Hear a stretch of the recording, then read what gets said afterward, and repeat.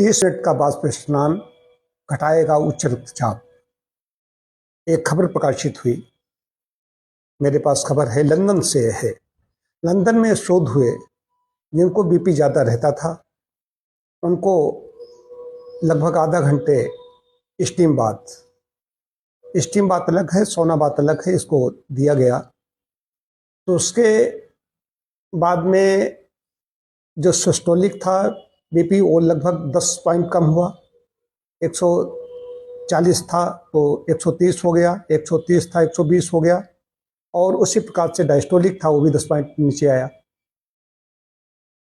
तो कहने का अभिप्राय है, अब मैं इसमें अपनी बात रखूंगा आगे। ये लंदन का एक शोध हुआ है, कई लोगों ने शोध किया, उसके कुछ समय बाद तक ये स्थिति बनी रही।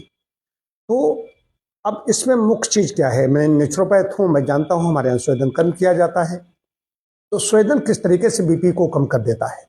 हालांकि हमें ये भी पढ़ाया जाता है, कॉन्ट्राइंडिकेशन पढ़ाया जाता है, जब किसी व्यक्ति को ज्यादा ब्लड प्रेशर है, ज्यादा बीपी उसका रहता है, तो उसको हम स्टीम नहीं दे सकते, उसके लिए मना किया गया है। लेकिन हाँ, कुशल चिकित्सक है वो हाई बीपी में ही मना किया गया है, लेकिन कुशल चिकित्सक उसको दे सकेगा, ऐसा भी कहा गया है। अपनी प्रत्युत्पन्न मत से उसकी कैसी मत काम कर रही है, अपने अनुभव के आधार पर करेगा, कितनी देर तक किया जाए। यही कॉन्ट्राइंडिकेशन है, ये शोध वहाँ का है, लेकिन हम ज़्यादा देर तक नहीं दी जा सकती है। या बीपी ज़्यादा है, मैं तो बिल्कुल मना कर देता हूँ। जिनका 150 तक बीपी होता है उनको आराम से दे देता हूँ, कोई समस्या नहीं। लेकिन किसी का बीपी बहुत ज़्यादा बढ़ा हुआ है, उसको समस्या पैदा हो सकती है। अब खाली स्टीम से बात नहीं बनेगी। स्टीम बात के साथ साथ में, बाष्प स्नान के साथ साथ में उसको व्यायाम भी करना पड़ेगा। अब उसकी वय आयु क्या है, व्यायाम करने लायक है या नहीं है। ज़्यादा अगर आयु बढ़ गई है तो उसको इसके साथ साथ में मालिश भी है, आहार भी उसको लेना पड़ेगा। और भारत की बात करें तो लंदन का शोध है, उनका आहार विहार अलग है, वहाँ का वायुमंडल अलग है, वहाँ टेम्परेचर भी कम रहता है।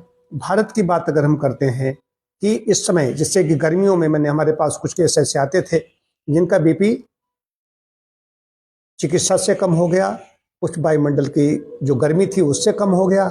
अब इतने जाड़े दिनों में उनका बढ़ेगा, लेकिन वो लोग सोचे बैठे हुए हैं कि हमारा तो बीपी बढ़ेगा नहीं, हम तो बिल्कुल ठीक है।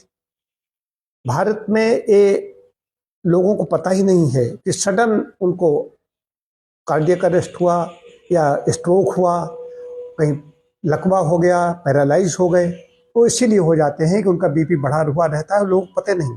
परसों मेरे पास एक केस आया था जिसका 190 बीपी था और उसको पता ही नहीं कि 190 बीपी है, और जब से एक बार वो टेबलेट पी लेता है। तो वहाँ का यहाँ में अंतर है, ये मैं इसलिए कह रहा हूँ कि वहाँ पर 30 मिनट बाष्प स्नान दे सकते हैं, यहाँ पर अगर देंगे तो गड़बड़ी भी हो सकती है। लेकिन कम देर तक बाष्प स्नान लाभकारी है, मैंने स्वयं देखा है। बीपी दिया गया, बीपी हाई था, हमने स्टीम दी, उसके तुरंत ही मैंने लिया तो कम हो गया। क्यों कम हो गया, इसको जानना जरूरी है। समझिए आप भी कि जब हम स्टीम बाथ लेते हैं तो हमारे सारा सब ब्लड स्टीम की प्रतिक्रिया से, जब गर्म बाष्प हमारे शरीर में, भाप लगती है, स्टीम लगती है शरीर में, मैं भी लेता हूँ, स्टीम लगती है तो क्या होता है, भाप लगती है तो शरीर को गर्म करती है, गर्म करके पसीना हमारे पोर्स को खोलती है। एक तो पोर्स खोलती है, स्किन की जो डेड जो स्किन होती है ये इनको भी बाहर कर देती है, और पोर्स खोल करके छिद्र खुल जाते हैं, खुले हुए छिद्र से डिटॉक्सिफिकेशन शुरू हो जाता है।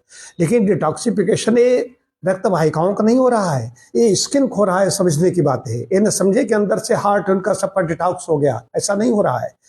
ये सिर्फ ऊपर हो रहा है, लेकिन गर्मी का प्रभाव अंदर तक पहुंचता है। अंदर तक गर्मी का प्रभाव पहुंचता है तो जो रक्त वाहिकाएं हैं, हमारी शिराएं हैं, धमनियां हैं, शिराएं हैं, वेन्स हैं, ये सब फैल जाती हैं, गर्मी की प्रतिक्रिया से फैल जाती हैं, तो ब्लड का फ्लो अच्छी तरीके से होता है, हार्ट आराम से ब्लड को पंप करने लगता है। ये है विशेष बात, ये स्टीम की प्रतिक्रिया होती है। एक्शन देकर के रिएक्शन लेना नेचुरोपैथ का काम है, नेचुरोपैथी का काम है। हम लोग नेचुरोपैथ हैं तो एक्शन देकर रिएक्शन लेते हैं। तो इसमें रक्त वाहिकाएं उसकी फैल गई, उसका बीपी हो गया, लेकिन फिर वायुमंडल में ठंडक है, फिर चला गया, या फिर उसी अवस्था में आ जाएगी। उसके लिए क्या करना है, उसको आहार कैसा लेना है।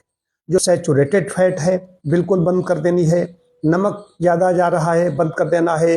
3 ग्राम से ज़्यादा, 3 ग्राम से 5 ग्राम तक नमक ले सकते हैं। स्वस्थ व्यक्ति के लिए कहा गया है।